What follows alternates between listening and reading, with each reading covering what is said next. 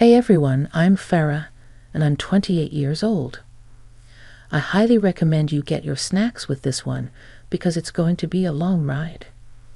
You see, my life has been a whirlwind of ups and downs, and honestly, I never thought I'd end up where I am today. But hey, let's dive right in. Like I said before, I'm Far, just a regular girl who's had her fair share of struggles. You know how some people have parents to guide them through life. Well, I didn't have that luxury. I was an orphan navigating the world on my own and having to fend for myself when I turned 18. As you can imagine, I made a bunch of dumb decisions along the way. But wait, here's where the plot twist comes in. Despite all the chaos and uncertainty life threw at me, I scored a full-ride scholarship to a decent university. Can you believe it?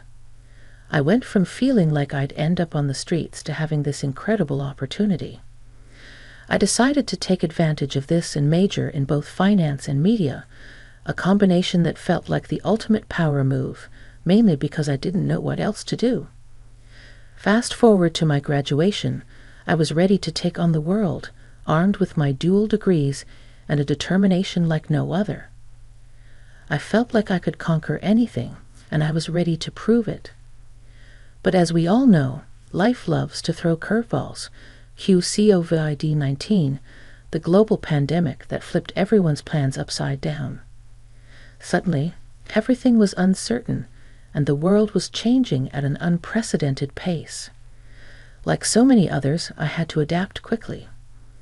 I knew I had to pivot if I was going to survive this. I began exploring remote job opportunities and diving into the world of online work.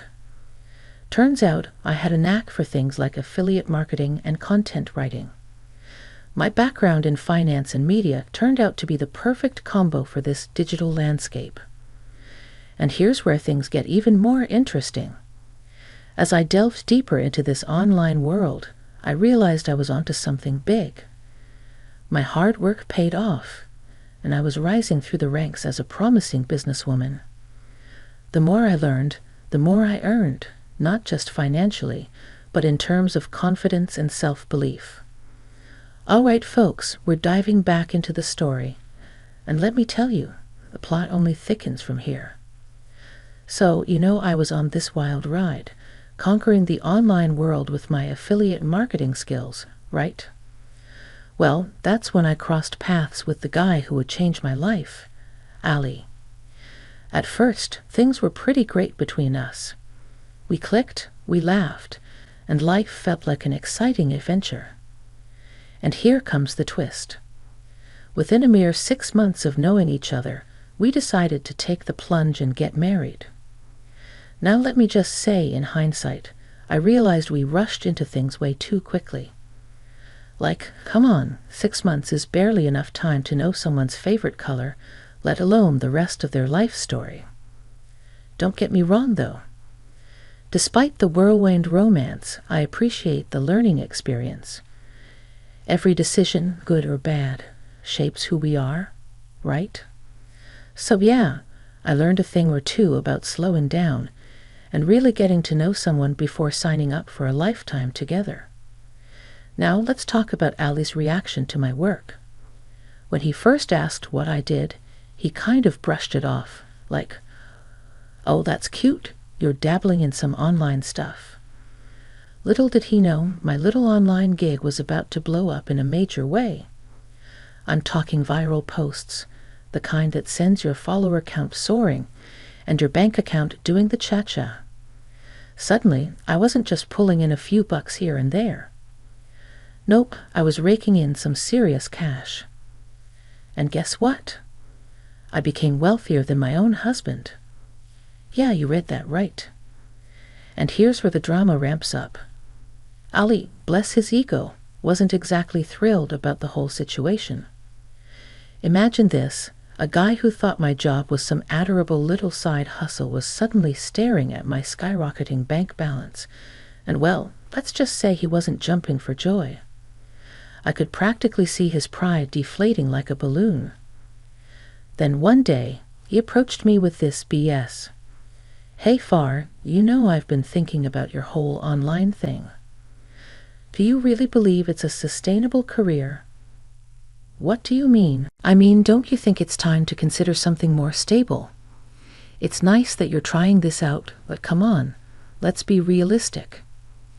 You're not really making a significant income from it. Excuse me? Are you saying my work isn't worthwhile? I make more money than you. This seemed to tick him off because I swear I almost saw the vein in his forehead burst.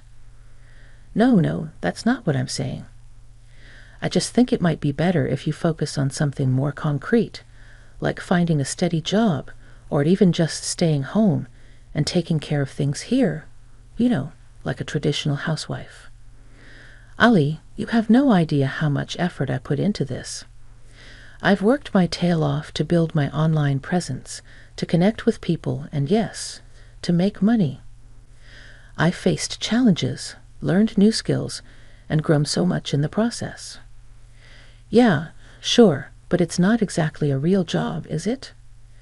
It's not like you're bringing in a substantial income. And let's face it, it's a bit embarrassing when people ask what you do. Embarrassing? Are you serious? This is my passion, my hard work, and my success we're talking about. I'm proud of what I've achieved, and I'm not about to give it all up just because you don't see the value in it. Look, I just think it's time to be practical. We could use some more stability, especially with everything going on in the world. And if you stay home, you can focus on making our home comfortable and taking care of things here. Ali, I'm not going to put aside my dreams and all the progress I've made just to become a housewife. I deserve to have a fulfilling career that I'm proud of. I deserve to chase my own goals and passions. And if you can't support me in that, then maybe we need to have a serious talk about our future together. We argued for hours and hours, and I was so fed up with him that I left. For some context, after we got married, I moved in with Ali and decided that I would rent out my place for some extra money on the side. But with the way Ali was acting, I was second-guessing staying in the same home as him. So I threatened to leave and go back to my place till he could figure his insecurities out and stop being mad at me for making more money than him. Okay, Farah. I'm sorry for bringing it up. You're right and I'm wrong. Please forgive me. Don't go, please. Well, I didn't see that coming. It was almost too easy. This is what we call foreshadowing, folks. After Ali promised to support me, I thought things would get better. But nope, that wasn't the end of it. The very next day, I got ambushed. Not by ninjas, but by Ali and my mother-in-law, Salma, both ready to give me a piece of their minds. They shouted at me, berating me for not heeding Ali's advice and continuing with my stupid online thing. I was caught off guard, and their words felt like daggers piercing through me. I couldn't hold back the tears.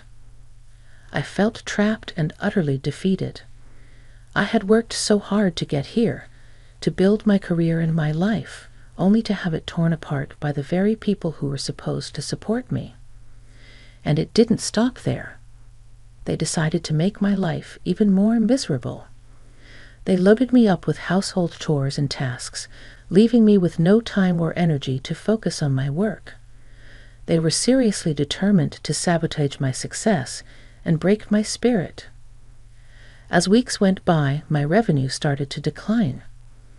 My once thriving online presence was crumbling, and with it, my confidence and self-worth. I was living in a nightmare, trapped in a cycle of abuse and manipulation that I couldn't escape. Every day, I'd sit in front of my computer, trying to salvage what was left of my work, but the weight of their insults and demands was suffocating. I felt like I was drowning, unable to catch my breath, let alone regain control of my career. The worst part? I started believing their insults. I started believing that all I was meant to be was some brainless housewife. I was stuck between a rock and a hard place. On one hand, I wanted to pack up and leave, to go back to my own house and reclaim my independence. But on the other hand, fear held me back. I was scared of the consequences of their anger, of the unknown. I desperately wished things had turned out differently. I wished I could go back to the days when I felt invincible, when I believed I could take on the world. I thought I could handle it, endure whatever they threw at me. But there's a limit to how much anyone can take, and that day, that breaking point, well, it came like a freight train. Ali had pushed me to my limit. He'd been forcing me to cook, not just a meal, but a feast, only to reject it all and make me start all over again. I was cooking from 8:00 a.m. to 11:00 p.m., giving me zero time to work on my job. It was like a sick game to him, a way to assert control and keep me on edge. And on that day, I couldn't take it anymore. I stood my ground and told him to stop treating me like a servant, like I was there to cater to his whims. Well, let's just say he didn't take that well. He got angry, angrier than I'd ever seen him before. And then he did something he'd never done before. He hit me. That smack across my face was like a wake-up call. Suddenly, everything became clear. As I fell to the ground, I felt something snap inside me. It was as if I finally realized the extent of the abuse I'd been enduring.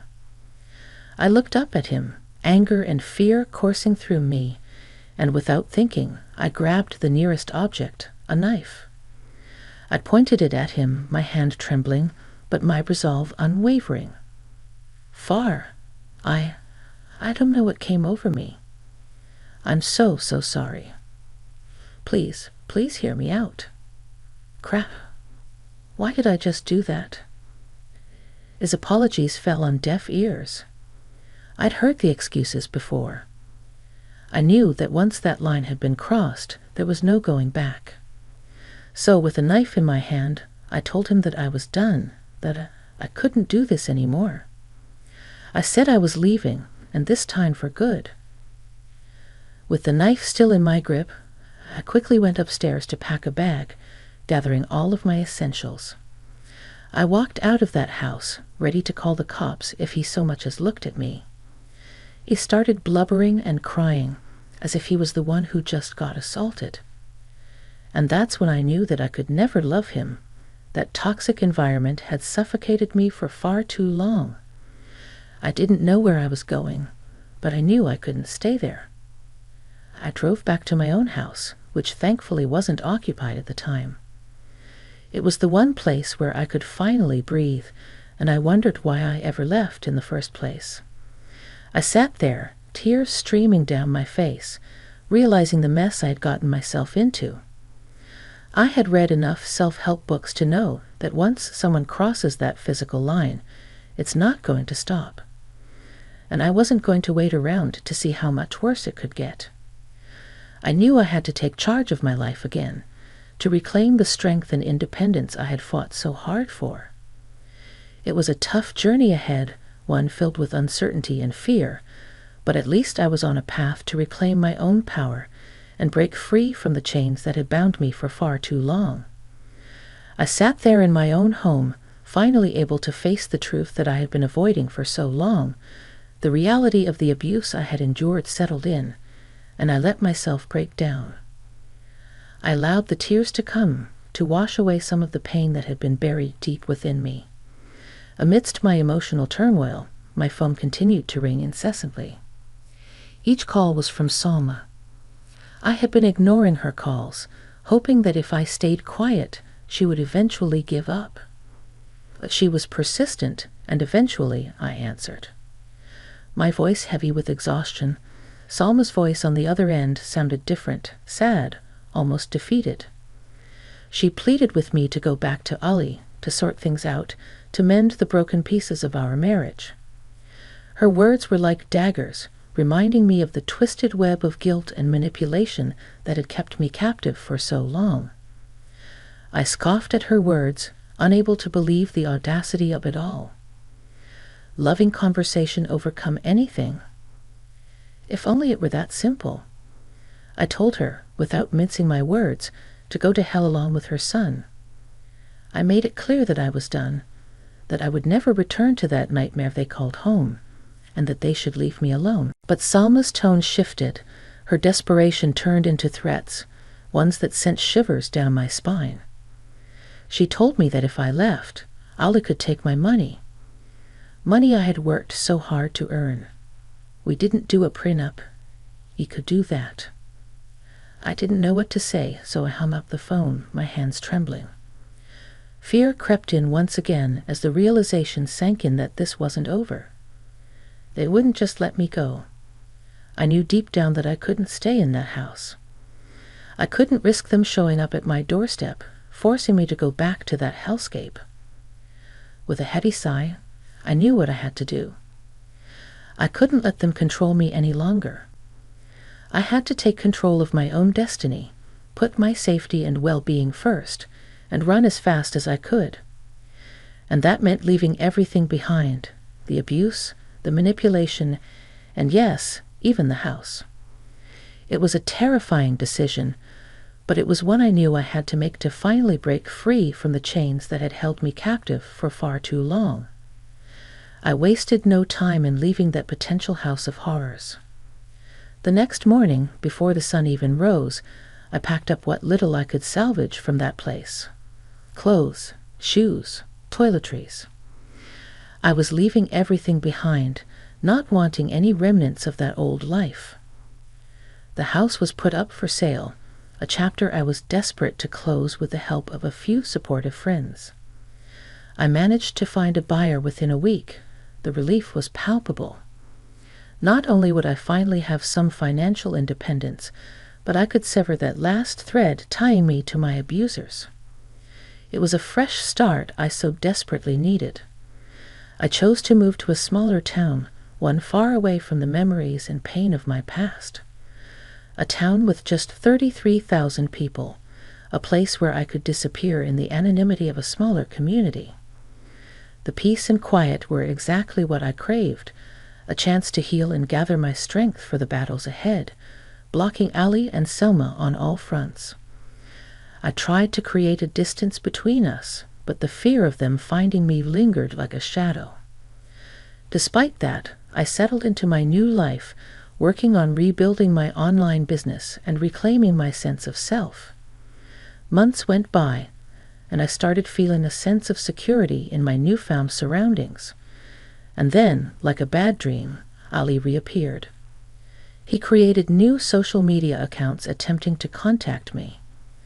The messages were a mix of anger, desperation, and manipulation, telling me to stop being ridiculous and to come back home. I was vigilant, blocking every new account he created.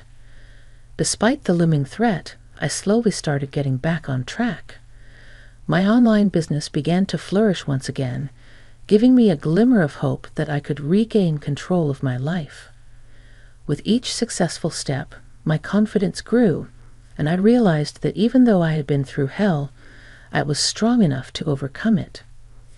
As I carefully guarded my whereabouts and built a shield of anonymity around myself, I began to feel a sense of empowerment.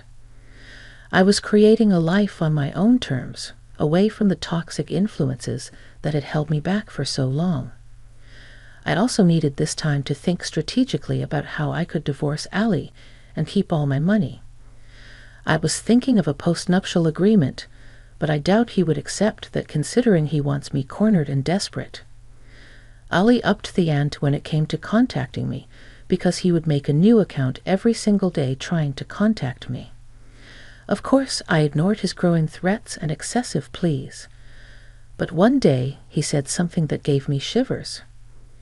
"It's been months now, Farah. Why are you still hiding? You don't think I won't find you? I swear to God, if you don't come home this instant, I'll burn your house to the ground." I couldn't believe it when I received that threatening DM from Ali. His audacity to think he could still control me after all this time was infuriating. But I wasn't about to cave in. Instead, I blocked him as I had done before and refused to engage. And then silence. No more new accounts, no more messages, no more threats. It seemed like he finally got the message that I wasn't going to be his victim anymore. But a week later, I received a message from a friend back in my old town. It was a shocking photo. A mugshot of Ali and Selma, both caught in the act of committing arson on what used to be my house. I quickly did my goggles and found that they were indeed arrested for arson, with Selma stupidly revealing that they thought there was someone else in the house, and had they known, they wouldn't have done it. So now they're also being booked for conspiracy to commit murder. What idiots! The twist was surreal. They had actually tried to burn down that house. The new owner had managed to catch them in the act, stopping the fire before it could consume the place. The sheer audacity of their actions left me stunned, yet I couldn't help but feel a mixture of emotions: shock, anger, relief. Knowing that they were now behind bars awaiting trial brought a sense of vindication. They wouldn't be able to escape the consequences of their actions this time. With their hearings pushed far into the future, they were stuck in a stinky, crappy jail cell, unable to continue their torment of me. It was a strange mix of emotions. Part of me still felt the fear of their potential threat, but a bigger part of me was relieved that they were finally facing justice. Right now, I'm working with a lawyer to ensure that I am protected when I divorce that scumbag. Wish me luck, you all. And if you have any advice on how I can sever the ties with that family fully, please let me know. Thanks for listening to my story.